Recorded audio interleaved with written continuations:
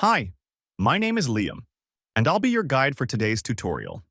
In this session, I'll walk you through the steps on how to contact and reach Fynlo's customer support.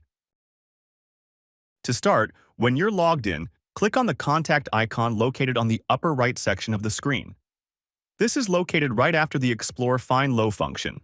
A pop-up screen will then show up. Kindly select the appropriate category of the concern. In this example, it's Other Inquiries. Write the subject heading and the actual message, and then click on Submit. A specialist will then respond to the message in 48 hours or less. Another way of reaching customer support is through WhatsApp or another web form in Fynlo's homepage. Kindly go to www.fynloapps.com.